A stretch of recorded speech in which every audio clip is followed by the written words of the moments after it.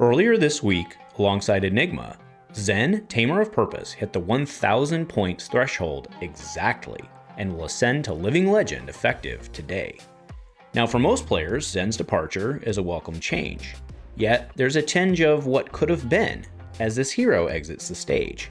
So today let's explore the tragedy of Zen and why his exit carries a hint of unfortunate finality. A huge shout out to our channel members for supporting what we do here. If you want to get involved with the channel and the Dice Commando community, please consider joining as a channel member. Remember, these videos are only possible with your support. You can show that support with a like, a subscribe, and by leaving us a comment and sharing your feedback. Community first, and go Commando.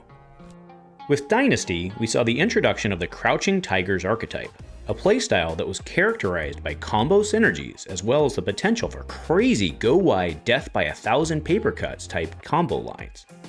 Heroes like Benji seem poised, at least on paper, to best take advantage of this. In theory, an unblockable mass trigger on a wide chain with spring tidings, or maximizing a tiger swipe. And the OG ninja Katsu also had potential in utilizing his on-hit tutor ability to better land the combo synergy. After all, who was going to block kitties for one? This playstyle was aptly and wittingly referred to as the Katsu build. However, those archetypes failed to achieve the necessary consistency, and despite getting additional support in Outsiders and in the Round the Table box set, the Crouching Kitties continued to really only exist on the fringes. But with Part the Mistveil, Tiger Stripes rejoice as entered Zen, a hero specifically designed to work with and exploit Crouching Tigers. And this, my friends, is why I do believe that Zen's story as a CC legal hero is indeed one of tragedy. See, there's no questioning Zen's absolute dominance in the meta after his release.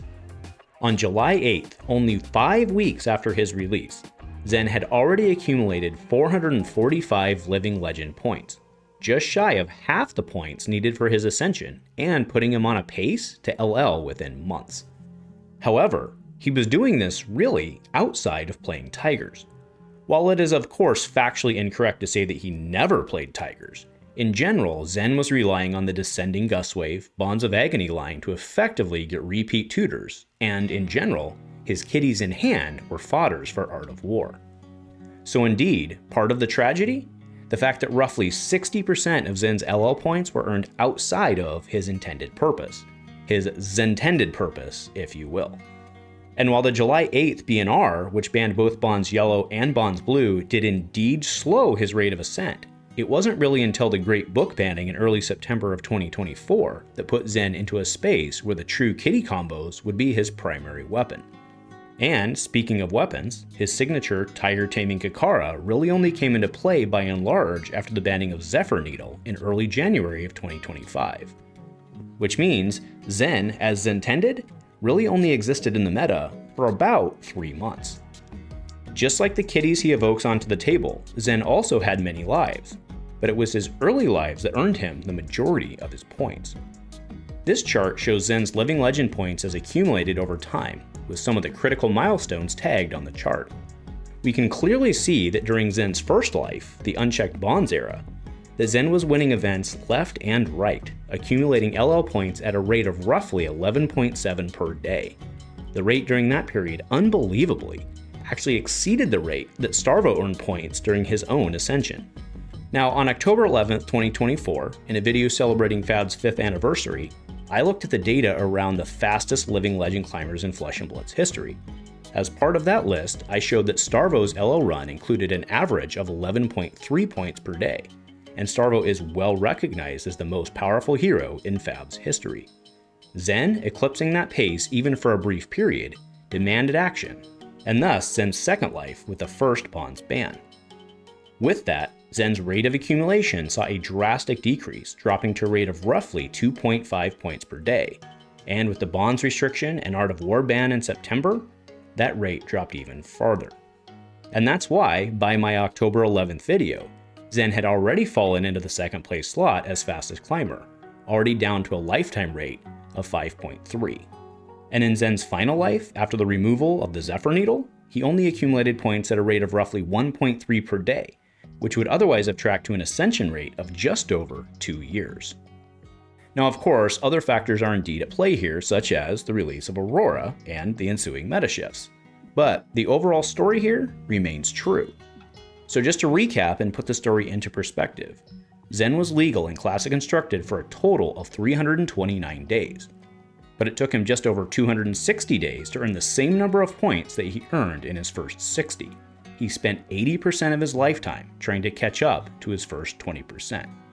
And I believe that this disparity is the true root issue of the tragedy of Zen. Not just how long he was legal for, but how that early rate of points changed both his perception and his reception by the wider community. Because in my opinion, the saddest part of the whole thing is how many players weren't able to enjoy him as intended during his lifespan. On Zen's reveal, a lot of players were very excited about the prospect of playing a go-wide ninja with the Tiger combo lines, myself included. On opening weekend, I opened an EA Miragai, which I nearly immediately traded to Travis at Fab Foundry for a young Zen Marvel, which at the time was an approximate trade just slightly in Travis's advantage. Now, I knew quite well that it was a bad long-term trade, but I honestly didn't care at the time because I wanted to play Zen. But unfortunately I, like many others, didn't get to enjoy him for several reasons. First, as the clear best deck in format, players were quickly priced out of his cards.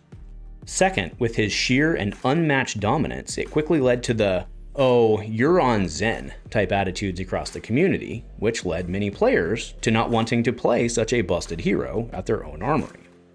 A great example of this is George in my own local community.